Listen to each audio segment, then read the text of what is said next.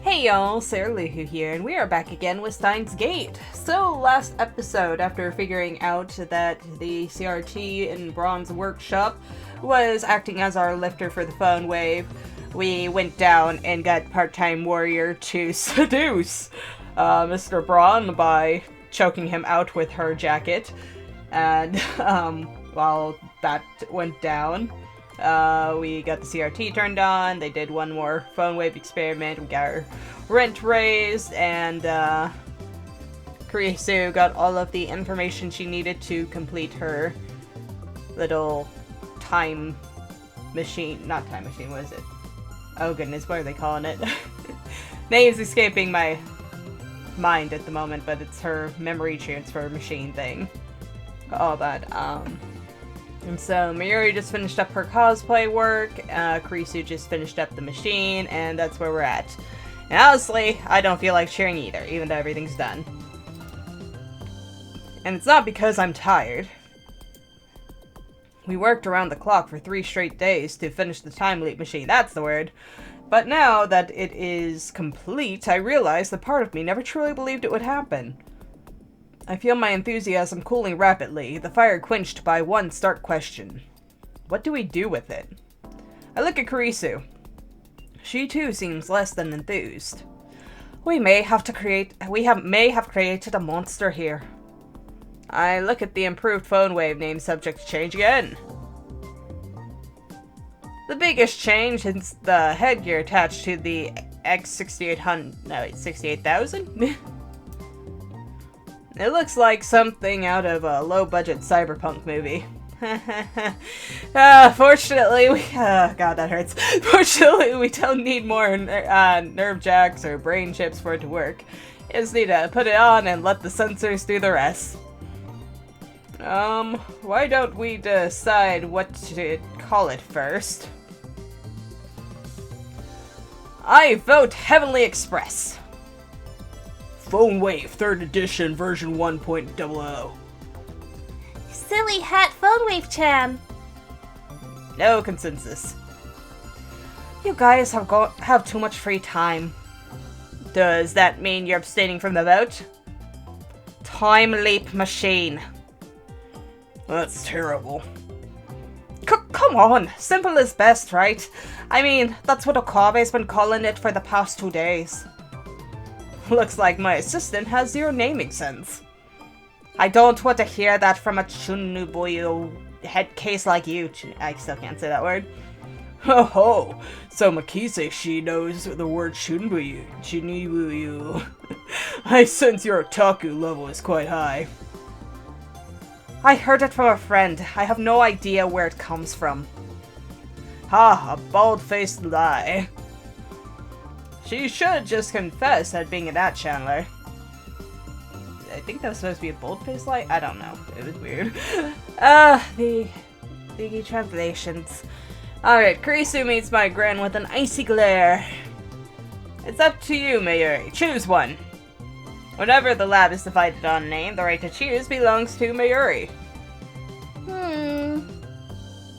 I think time leap machine is fine. Silly hat phone wave chan is super close though. Somehow I knew she'd say that. Like I said, simple is best. Mayuri gets it. I want to object, but it's an unwritten rule not to complain at once Mayuri's made a decision. Very well, time leap machine it is.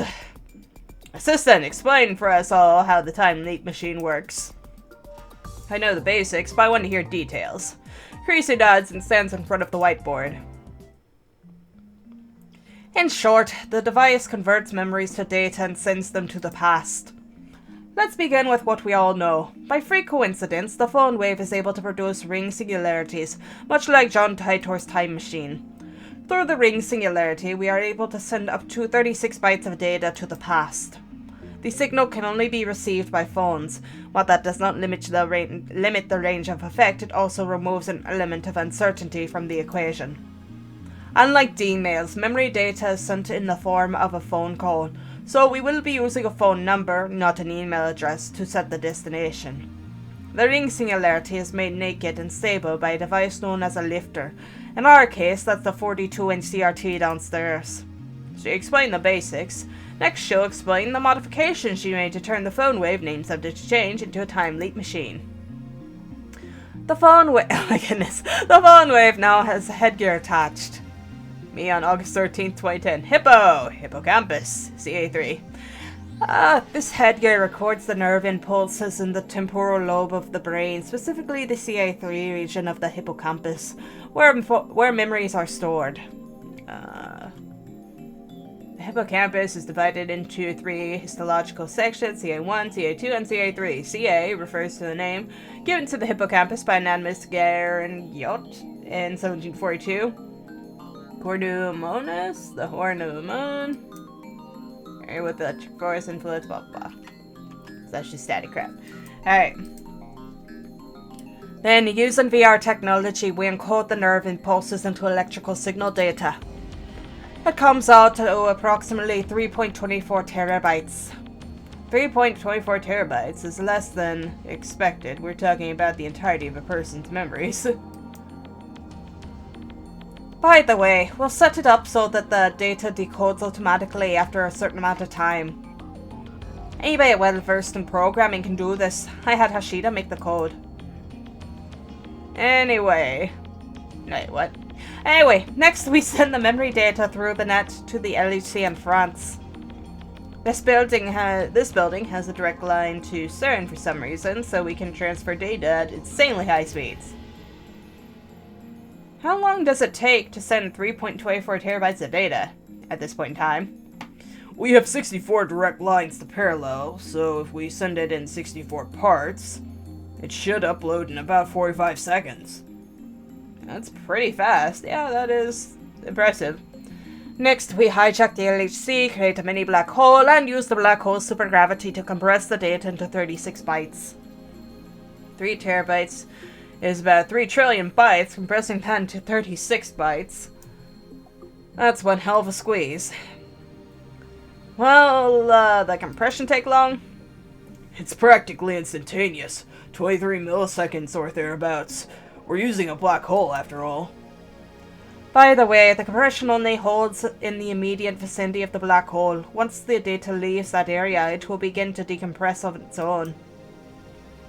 This too takes 23 milliseconds. Has to make it back to the X68000, and into the phone wave within that window. It's only 36 bytes, so it shouldn't be a problem. Continue, Christina!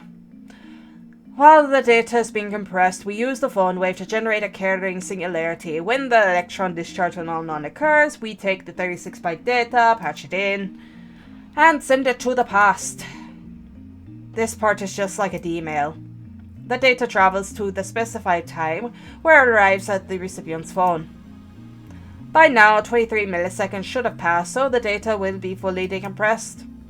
Next, the decoding program runs, converting the data back into the nerve impulse signals. These signals are discharged from the phone's earpiece at approximately 0.02 amperes at pretty weak charge. If the recipient has the phone to his ear, they should go straight into his brain, assuming he answers the phone. If he doesn't, the transfer fails. Fortunately, we lose nothing but that copy of memory data. Why a phone call instead of an email? Because we need the recipient to put the phone to his ear, otherwise the signals won't reach his temporal lobe. She indicates the side of her head, so always answer the phone. In this area, you have the frontal lobe and the temporal lobe of the brain. As I explained before, the hippocampus, where memories are stored, is inside the temporal lobe. The phone sends out electrical impulses that pass through the temporal lobe and into the hippocampus, overwriting the recipient's memories. At the same time, the phone sends impulses that stimulate the frontal lobe as well. This is important. Remember that the frontal lobe is responsible for sending retrieval signals to the temporal lobe. This is how you remember things. By stimulating the frontal lobe, we force it to send retrieval signals keyed to the new memory data. Thus, the recipient recalls all of those memories as if they were his own. Which of course they are, or they will be in the future. This happens in less than a second. Now the recipient has the same memories as the sender. The time leap is complete. If the data came from 1 week in the future, the recipient will remember that week as if you experienced it firsthand. We need to be aware of the consciousness and personality are transferred. Both of those depend on the recipient. Now, I do wonder, though, how this is going to affect us. Well, because we are able to see the diverging timelines with the phone wave. Like, I don't think anyone else buys that we can, but it's, you know, a fact to us that if something changes, we notice the change. So, I'm assuming it'll probably work the same way as the phone wave. Something will change and we're just going to have to figure out what the change is somewhere along the line. But now we can also get messages from the future self, right? Oh, and of course, Daru. Explain it with boobs. She already has those. You don't need any more. Oh, boobs! Harisu dissolves into blushing, stammering mess. Looks like it's up to me to answer Daru's question. Not with boobs, obviously. Let's say we send your memories to you in grade school. Right now, you're some kind of omnisexual pervert who thinks inanimate objects are hot. But in elementary school, you were still an innocent child. Hard to believe. I was a boring little bastard who did nothing but study. What of it? Basically, that little bastard would suddenly have all your perverted memories, but his personality wouldn't change. He'd probably be disgusted by yourself. It's not like you'll become that famous anime detective with the looks of a child and the brains of an adult. What? That sucks. This isn't like the time leaping you see in sci-fi novels. We aren't yet capable of transferring personality and consciousness. It's just, kind of information sharer. Ahem. Since you need a phone wave to receive the signal, you can only send memories to the times you had one. We also need to make sure that the sender and the recipient are the same person. If someone besides your past self, your parents or a friend for instance, answers the phone, then the nerve impulse signals will be ejected into their brain instead. If that happens, your memories could overwrite theirs, which could obviously cause serious damage to their psyche. Yeah, that would, really fuck someone up. Kuriso ends her explanation, takes a short breath, but I mean, that's kind of just, hope nobody picks it up, right? The lab falls into silence. I exchange glances with Kurisu and Daru. I look at Miuri, but her expression is blank. I guess it was too complicated for her. So, I clear my throat. It's time for the $1 million question. What do we do with it? Do with what? The time leap machine, of course. What do we do with it? For once, my assistant has nothing to say. I already know she fears we've created a monster. Honestly, I feel the same way. After a few moments, Kurisu finally speaks. It's too much for us to handle, that's for sure. The safest thing would be to hand it over to the government for professional research. I can tell she's not pleased to have reached this conclusion. She obviously would prefer to experiment with this technology. After all, it's humanity's first time machine. We've taken our first steps towards godhood. I'm sure that the nations of the world would pay billions for just one look at our machine. Possibilities that it represents are limitless. It just doesn't feel real. Mayushi doesn't get it. That's because you didn't work on it, Mayushi. Oh, right.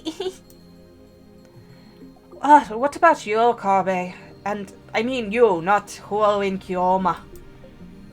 I agree with Kurisu that the time leap machine is dangerous. On the other hand, I want to experiment. I state my honest feelings. Kurisu gasped. But, there are still questions we need to answer. This is unknown territory, not just for us, but for all of humanity. Who will time leap? I look to each of the lab mims in turn. Daru quickly looks away. Mary's expression is blank. Kurisu stares right back at me. It's hard to choose. I'll pass. Is it going to be Mayuri? Not a single person here wants the honor of being history's first time traveler. Everyone except for Mayuri is probably thinking about what could go wrong. What if the time leap were to fail? It's not like... What was that? It's not like CERN's time machine. The possibility of becoming a jellyman is zero. The machine sends data, not the real thing. Don't let your preconceptions influence your decision. You might say it's like a cut and paste of your brain. Actually, it's more like a copy-paste, and it's just your memories. The original doesn't get erased. That's a very easy to understand example. But that's not the problem. Time flows in a straight line from the past to the present to future. At least, that's how most humans see it. That raises several questions. What if there's an error somewhere and the data itself gets fractalized?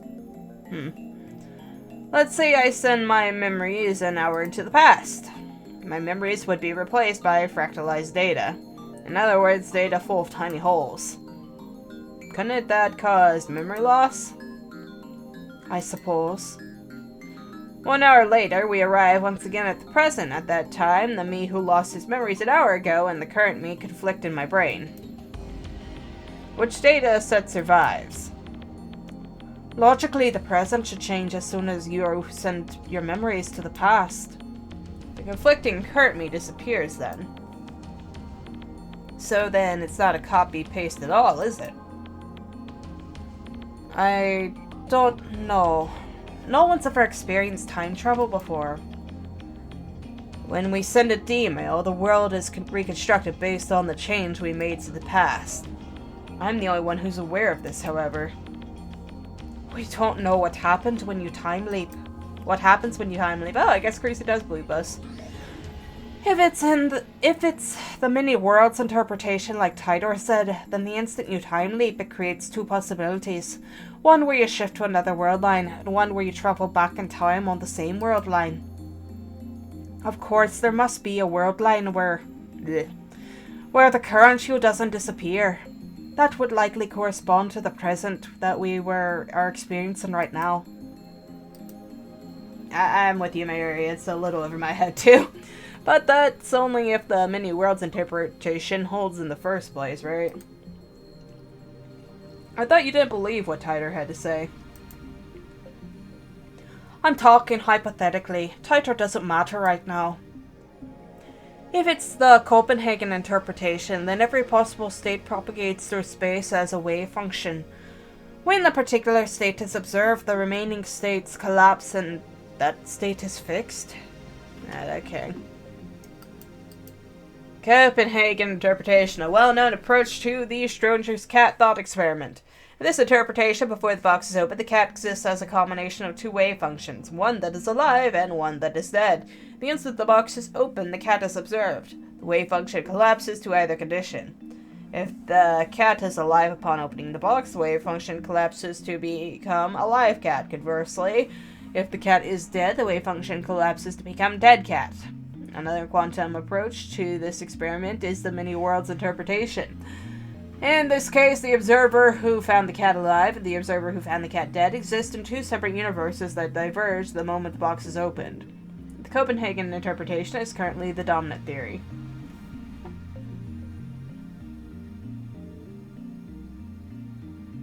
I don't see how that's any different than the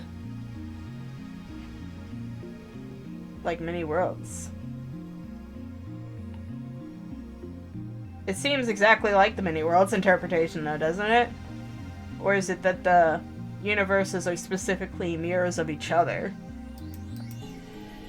Nay. Wave function, a quantum theory, a function representing a quantum state. Scientists are not sure if a wave function represents reality or a convenient mathematical abstraction to describe what goes on in quantum mechanics. Oh, theoretical stuff makes brain hurt. Alright, come on. continue the science lesson. Physics lesson. Thought lesson, I don't know. But precise observation is impossible.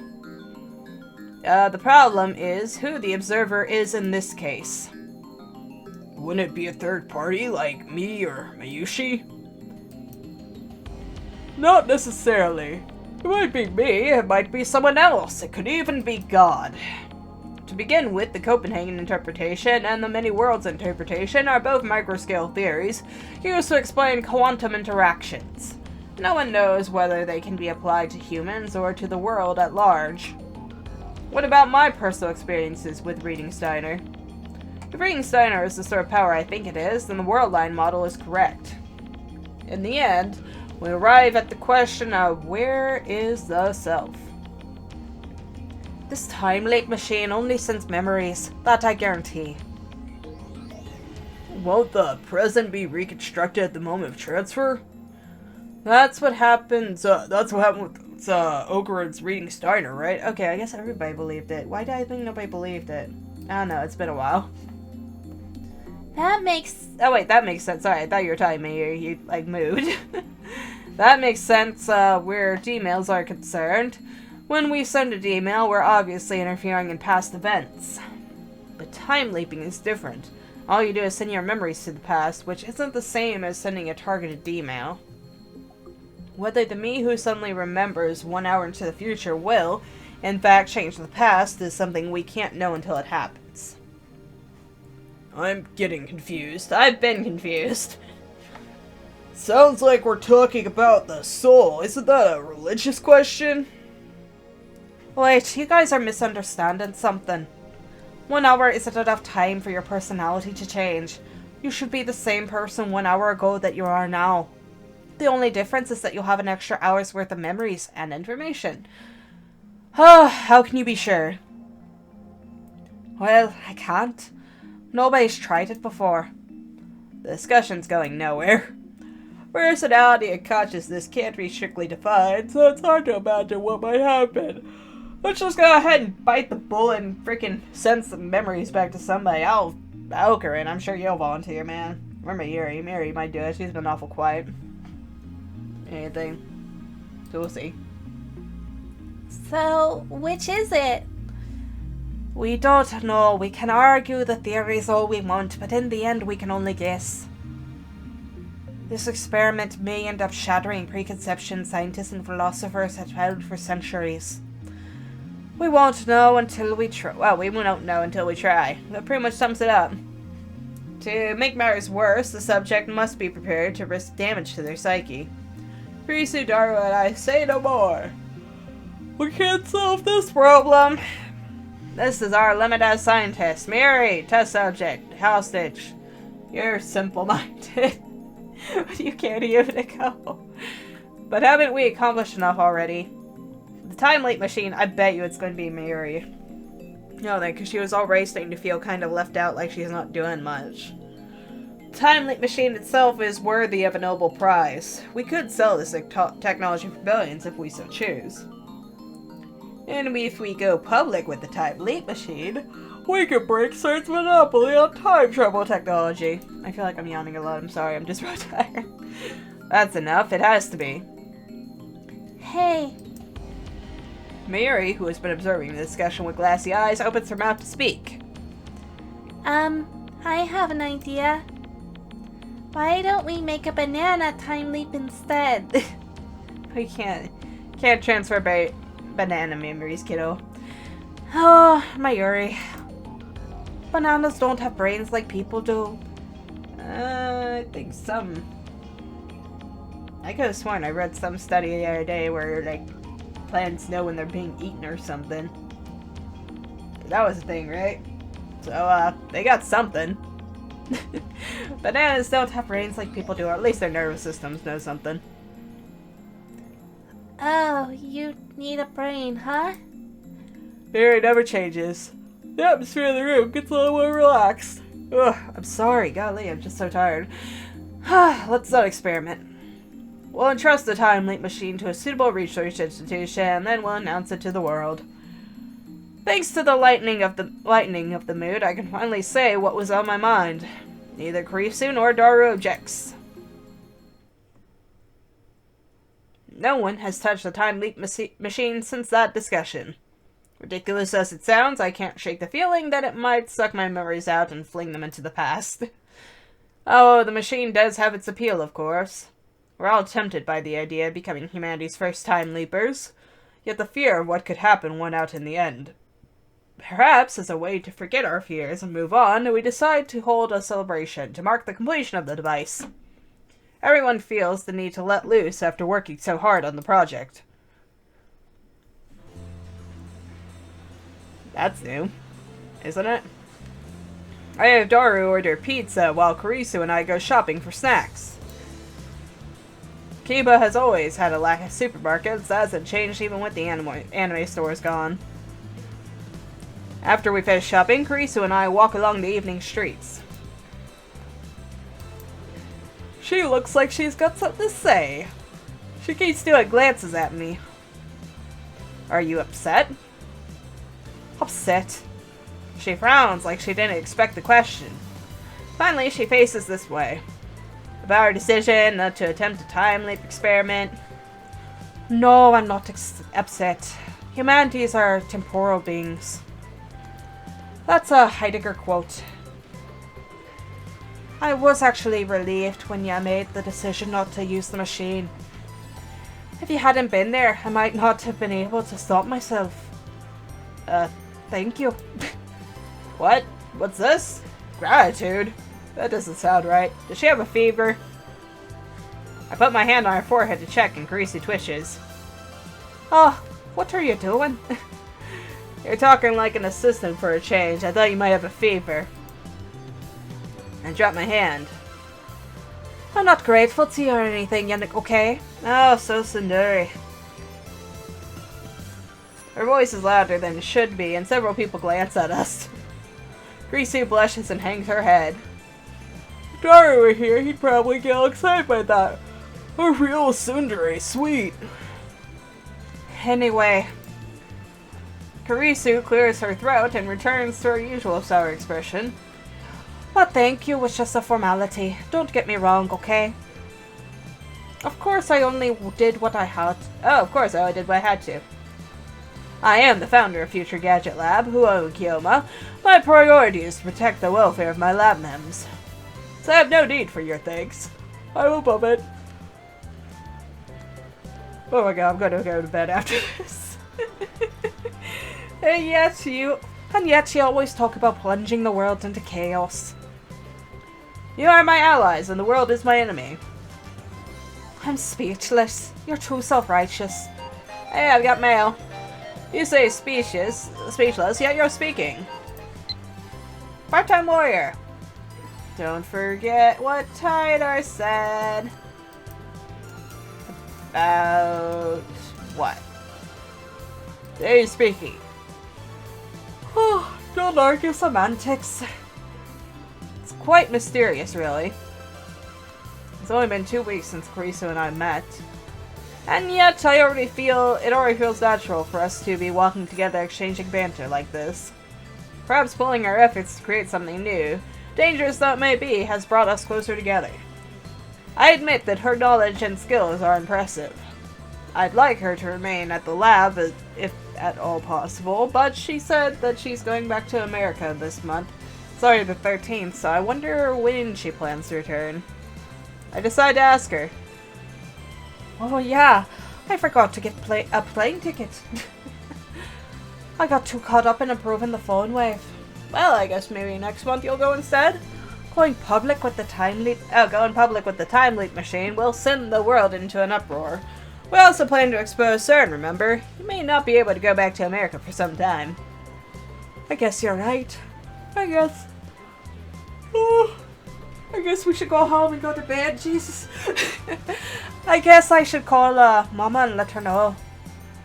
Looks like things are going to get busy. Naturally, I want Kurisu to stay with us to the end. A little bit after that, we return to the lab and Mayuri gets back. And this is where we are going to end the episode for today. So, thoughts and opinions. Yawn, yawn, yawn, yawn, yawn. I am so sorry, guys, but damn, like, I don't know. I haven't feeling particularly tired, it's just, they just keep coming. But, yeah, those are the opinions. Okay, so, this is one of those kind of episodes I don't really care for.